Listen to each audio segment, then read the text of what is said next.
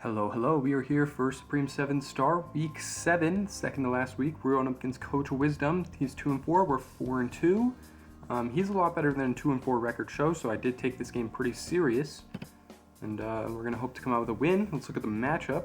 So he's got Lando Eye, Iron Bundle, G-Weez, Hisuian Gudra, Paldean Taurus Fire, Hoopa Unbound, Hisuian Zorark, Rotom Mow, Stakataka Terra, and Furret Terra. He actually has like every single one of his Pokemon is like a different form than normal, except for Stakataka and Furret.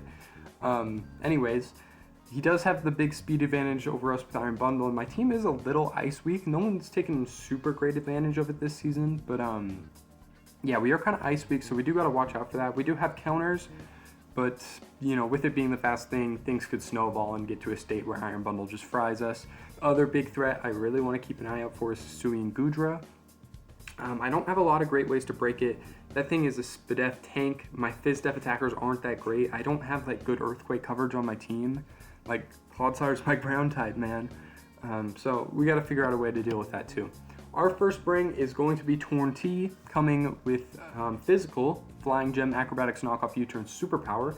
Acrobatics hits just about everything. Neutrally, the only things that resist it are Gudra and Stakataka, and neither of those want to take Superpower, of course, so pretty simple stuff there, but mostly just going to be a pivot, come in and out. If we can knock off Gudra, that's fantastic. We're faster than Lando. We're faster than like Tauros and Hoopa and stuff like that, so pretty cool stuff for us there.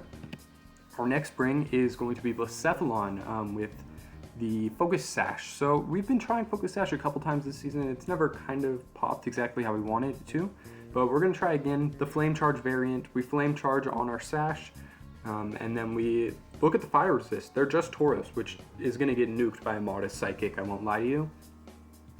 So, I mean, that's the game plan, right?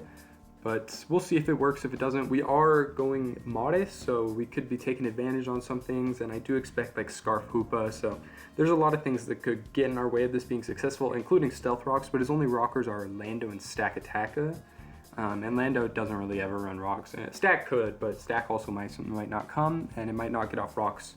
I don't know, we'll see.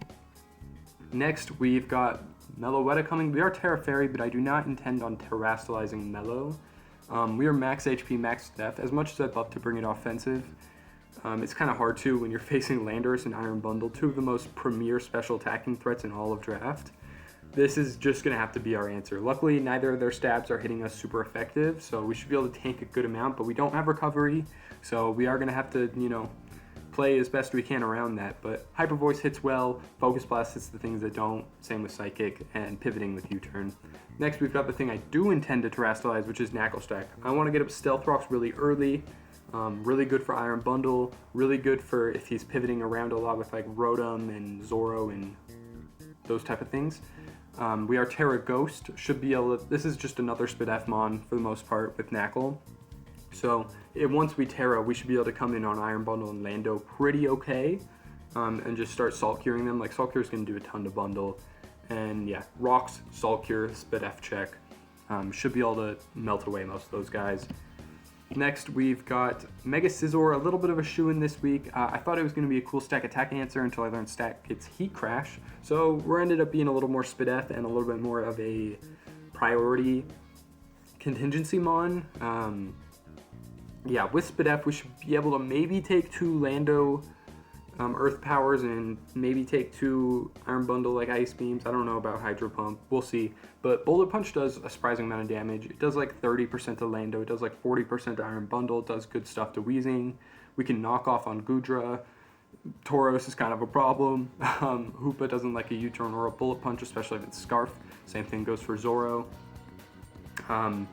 But yeah, I mean, this could just be a good late game contingency, especially if Lando's rock polishing or any of that type of stuff. We can come in and we can Bullet Punch and get that chip and get us to a more sustainable spot.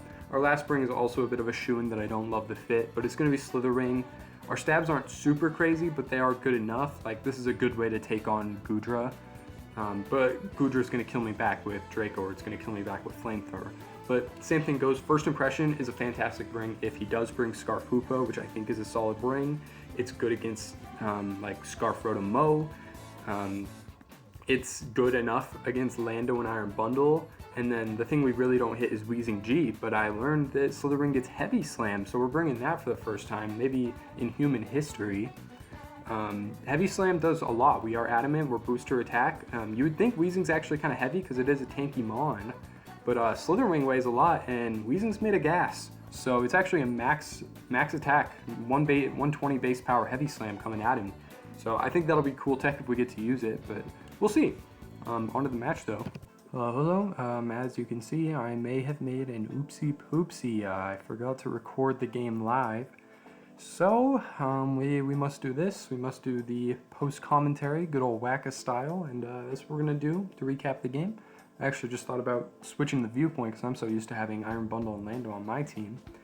But no, this is correct, but it was a good game, so I still wanted to show it off and, you know, have a complete series of this season on my channel. Sucks I didn't have the live reaction because I think I had some cool moments. But yeah, we'll just get into it. My game plan, he brought Lando Eye, Iron Bundle, G-Weez, Stack-Attack Terra with Terra Water, Rotom Mow, and Goodra Hisui. Of course, I didn't want to see the Goodra and I didn't want to see the top guys, but it is what it is. No Tauros is kind of nice for like my priority guys, but other than that, it kind of sucks. But yeah, we'll get into it. My game plan was just to lead Knackle because I really wanted to get Stealth Rocks up.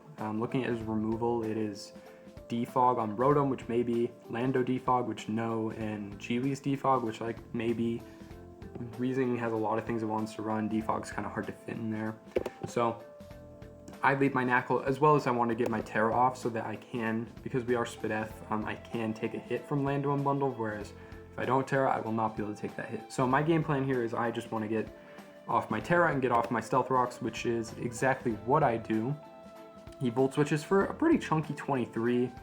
He goes hard Lando as I Stealth Rock. You know, at this point I'm like, well, I've got my Terra off. You know, maybe he's thinking I'm Fizz Def and he's just going to melt me. But I am getting 2 codes, so I don't really want to do that. But Knackle's kind of done already what I want it to do, which is get up Stealth Rocks. If it dies, like, I don't care that much. But yeah, so I'm just like, let me just Salt Cure. He substitutes on my Salt Cure.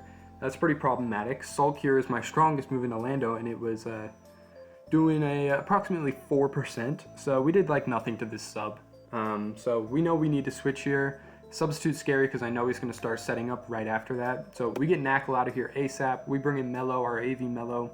Should be able to take this on fairly well. And the nice thing is that Hyper Voice goes through sub. He Rock Polishes, which I think is interesting. I don't know if I would have Rock Polished. The only things that are faster than Lando are Torn T and Blisseth, and neither of them are really threatening this thing behind a sub very much. But that's what he opts to do. I think Calm Mind or Nasty Plot would have been a lot more scary for me in this situation, having to take double damage on this Earth Power. Regardless, we Hyper Voice. Well, we first take the Earth Power, take 23, which is like super negligible, and we do 43 with Hyper Voice, which is going to 2-ko him, which is basically going to force him out here unless he wants to lose his Lando this early, which I think Lando's still nice for Blisseth and Knackle. I don't know if it's going to be able to sub again, but it's still pretty nice. And then he's going to go hard Stack Attack. I did really consider Focus Blasting, also because I thought he might go Goodra, but I really considered Focus Blasting. I had clicked on and off it, but ultimately I didn't. I just Hyper Voiced. I figured there's a better chance I lose if I click Focus Blast into Lando and he just starts doing more damage to my Mellow. So we take that, and then I'm going to go hard in, I'm going to U-turn. I'm not going to go hard. I'm going to U-turn into Knackle Stack as he Terra Waters. We're going to take this Stone Edge. He does crit, which is a little unfortunate, but it doesn't matter actually because Knackle ends up being faster, and so I just get to recover up on Stack Attacka. It's going to Toxic, which obviously doesn't work. He claims it was a misclick. I think he might be coping a little. It's okay. I don't think that really matters. All it did was let me get HP back, which I would have done anyways, and it let me get a turn of Salt Cure as this thing Stealth Rocks. If he had Stealth Rocked last turn, I wouldn't have gotten that chip on this, which, since he's Water type, does boosted damage. 25 is very good. So, I mean, we take those, but that one's on him more than anything, right? Not unlucky. So he's going to switch this turn into Goodra, which I'm actually not too upset about because I'm just going to Salt Cure the Goodra, and same thing as Water types. Steel types take extra damage. So 25%, I mean, Knackle Stack has done 37% to Goodra, which I think is like the biggest defensive threat to my team winning. on the first turn this thing's even come in. We are going to switch because I am scared of knockoff. We go into Scissor hoping he doesn't predict, and he doesn't, so we made a very good play on the knockoff, and he's going to take more Salt Cure damage, and then I'm just going to Mega, and I'm going to U-turn right back to my guy Knacklestack. This time he clicks Dragon Tail, which wasn't necessarily preferable, but it does bring out Meloetta, which is like the best thing it could have brought in. It's going to die to the Salt Cure right here, and Meloetta's in, and I'm like, this is great. It takes on everything except like Stack Attacka is mainly the thing I don't want it in versus. And then he brings out Bundle. This Bundle also isn't Boots, so the rocks are great. He's not getting rid of them, so it doesn't seem like it's a priority, which tells me he probably doesn't have removal in the first place. But I really don't know why, because I'm like, AV Meloetta is my Bundle switch in, and he's just going to bring it in here and let me Hyper Voice him and take the Stealth Rock damage. He ends up just U-turning for 25, which is like a lot of damage, but he goes hard in Stack Attacka as I do Hyper Voice, so I mean, 32 is still a healthy amount now that Stacka doesn't quad resist it, but I don't really know why he did that. He just took unnecessary chip on Bundle as well as revealing that it's not Boots, and I mean, he got 25% chip on Mellow, which is nice, but I think maybe just, I don't know. I took some chip, he takes a lot of chip. He does have leftovers, which puts him at 33. If you remember, Hyper Voice did 32 just a second ago. Which, you know, from what I was looking, I couldn't figure out, I wasn't confident enough in his investment for me just to click it in and kill him, because if I lose Mellow at this point, it's going to get really dicey. So I figured the safe play was just to U-turn, get some more chip, sack Knacklestack, and bringing something that I know will kill it. So rest in peace, Knackle, but he really did what I wanted to him. He killed the Goodra. He got big chip on this. The rocks have been fantastic at this point. And yeah, so I didn't really feel like I needed him. If he missed a Stone Edge, then I was going to be able to recover back up. That was kind of the out, but losing Knackle was kind of the plan there. He does get the Beast Boost defense, but we're going to go into Blacephalon, pop our Focus Sash, unfortunately. Can't Flame Charge or anything too crazy. And we're just going to Shadow Ball it. Yeah, knock out the Stack Attacka. We get the special attack boost. I think I did let the numbers get a little bit to my head. I was pretty confident that him bringing this in meant it was Scarf, but at the same time, I was like, oh, cool, I'm going to live a T-Bolt. I'm going to live a Leaf Storm. I'm going to live whatever, right? I did not consider Dark Pulse. I just wanted to blow him up with, you know, Fire move. And we're just going to die to Dark Pulse, which is unfortunate. But I do know he's Scarf now because he definitely killed me, so I can bring in Slither Wing, which resists the hell out of Dark Pulse, and I get to get my booster off. And since I know he's not staying in, right, now that I'm like 95% sure he's, well, no. I guess he could technically be max speed because I was modest with Seth. I think he might be faster. But I was like 98% sure that he was Scarf after the Dark Pulse. I mean, why else would he bring it in? So I decide to make a read here. As he goes into G-Weeze, I click Heavy Slam, baby. Look at that damage, 63 to G-Weeze. You never seen him take that much from a physical attack.